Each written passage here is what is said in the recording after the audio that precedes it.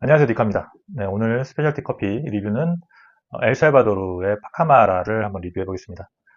저희가 모모스 커피에서 엘살바도르의 파카마라 허니를 하나 구입을 했고요. 라이트 로스팅을 해서 커핑을 한번 해봤습니다.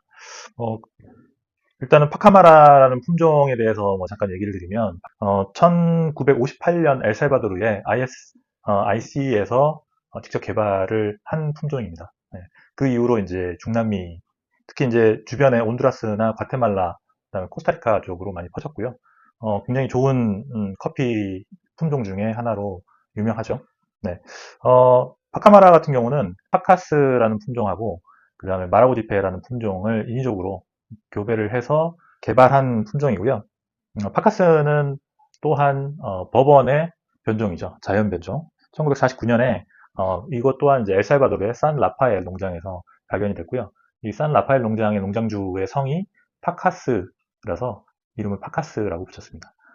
기존의 버번보다는 좀 더 키가 작고 좀 더 생산성이 좋았다라고 해서 좀 특징적인 커피로 선택이 됐고요. 그 다음에 이제 마라고지페 같은 경우는 1870년에 브라질의 바이아 지역이죠. 바이아 지역의 마라고지페라는 타운에서 발견이 돼서 나온 거고요. 특이하게 이 콩은 이제 티피카의 변종인데 굉장히 크기가 컸죠. 그래서 코끼리 콩이라고도 이제 별명을 갖고 있는 콩입니다. 마라고지페 같은 경우는 일단 외형이 굉장히 크고요. 그 다음에 굉장히 좀 특징적인 게 있는데 그 토양에 따라서 이 표현되는 플레이버들이 좀 많이 다양해져요. 한마디로 이제 때루와의 영향을 좀 많이 받는 품종이다라고 볼 수 있고요. 파카스 같은 경우는 이제 병충해의 저항성이 굉장히 좋은 품종으로 알려져 있죠. 그리고 이제 생산성 면에서도 굉장히 좋고요. 두 품종이 이제 섞였기 때문에 파카마라 같은 경우는 이제 장점을 많이 가지고 있는데 그 중에 또 하나가 이제 바람에 대한 저항성을 좀 잘 갖고 있다. 특히 이제 줄기, 특히 트렁크라고 그러죠. 네. 트렁크 같은 경우 좀 굵고 질겨서 웬만한 바람이 잘 안 넘어간다. 왜냐하면 이제 엘살바도르 같은 경우는 바다에 접해 있는 나라라서 해풍이 많이 불어요. 그러다 보니까 바다에서 온 굉장히 강력한 해풍으로 나무들이 쓰러지고 그런 피해들을 많이 받는데 그것 때문에 이제 윈드브레이커라는 이제 나무들을 쭉 심기도 하죠. 근데 이 파카마라 같은 경우는 약간 그런 바람에도 좀 잘 견디는 품종이라서 파카마라를 좀 많이 심는 편이고요. 또 이 파카마라 또한 이제 마라고이페의 영향을 받아서 조금 그 때루와의 영향을 좀 많이 받는 것 같아요. 그래서 엘살바도르의 여러 지역에서 파카마라를 키우는데 지역마다 조금씩의 이제 토양적 특징이 다르고 그 마이크로 클라이밋이 다르기 때문에 좀 특징들이 좀 다른 것 같아요. 그 중에서 이제 가장 유명한 지역은 그 북동 쪽에 라팔마라는 지역이고요. 그 지역은 과테말라와 온두라스, 엘살바도르 세 개의 국경이 닿아 있는 지역입니다. 그 지역은 뭐 옛날부터 이 파카마라를 오래전부터 심었고요. 그 파카마라의 사실상 가장 특징적인 그 오렌지나 굉장히 과일적인 그다음 티라이크한 그 뉘앙스를 굉장히 잘 표현해 주는 그 때루아라고 할 수 있어요. 그러다 보니까 COE에서 뭐 상위권, 뭐 2년 전에도 또 나왔죠. 계속 상위권을 1등이나 뭐 2등 뭐 이렇게 상위권들을 게이샤와 함께 차지한 품종이기도 합니다. 오늘 리뷰할 커피는 엘 앙헬이라는 농장에서 나온 커피고요.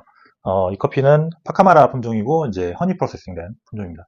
파카마라는 뭐 내추럴도 많이 하고 허니도 많이 하고 뭐 버시드도 많이 하는데 허니가 굉장히 잘 어울리는 것 같아요. 제가 먹어본 파카마라들 보면 허니가 굉장히 잘 어울리고요.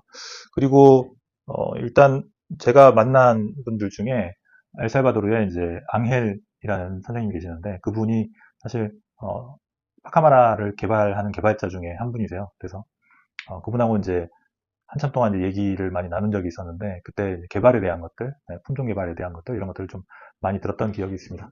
자, 한번 앙헬에 대해서 한번 얘기를 해보겠습니다.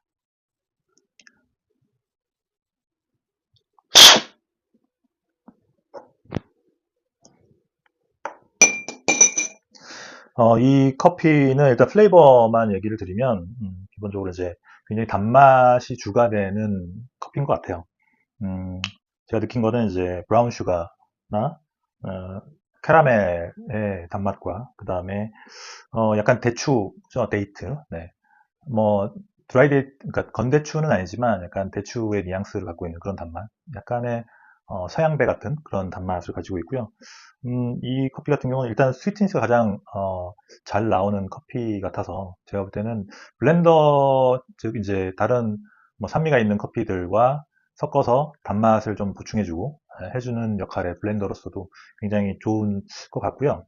그 다음에 뭐 산미가 그렇게 막 튀지는 않아서 네. 그러다 보니까 조금 산미의 톤이 조금 낮은 걸 좋아하시는 분들은 그냥 싱글로도 충분히 좋아하실 것 같아요. 이 산타하나 지역의 이 엘 앙헬 농장은 사실 산타하나 지역이 약간 커피들의 뉘앙스들이 이런 뉘앙스를 띠기도 해요. 네. 뭐 다는 아니지만 농장별로 좀 다르긴 하지만 제가 경험한 바로는 좀 이런 뉘앙스들을 많이 가지고 있고 특히 이제 단맛이 좀 강한 네, 단맛 쪽의 위주의 커피들이 좀 많이 생산이 되는 지역으로 또 유명합니다. 자, 그래서 뭐 이 커피 같은 경우는 뭐 굳이 점수대를 본다고 하면 한 85점대 COE 기준으로 줄 수 있을 거라고 생각합니다. 자, 오늘은 엘살바도르의 엘 앙헬 파카마라 허니에 대해서 리뷰를 해봤는데요. 이 파카마라는 품종은 엘살바도르에서 굉장히 중요한 품종이라서 네, 그리고 이제 주변에 과테말라나 온두라스에서도 굉장히 좋은 파카마라 이 생두들이 이제 생산이 됩니다.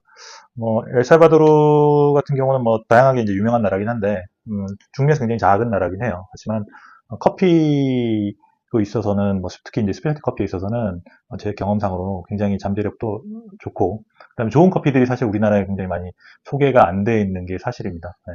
굉장히 좋은 커피들을 제가 많이 맛봤는데 그런 커피들을 뭐 언젠가 우리나라도 빨리빨리 들어와서 많은 분들이 마셔봤으면 하는 바람이 있습니다. 네, 오늘 니카 리뷰는 여기까지 하겠습니다. 감사합니다.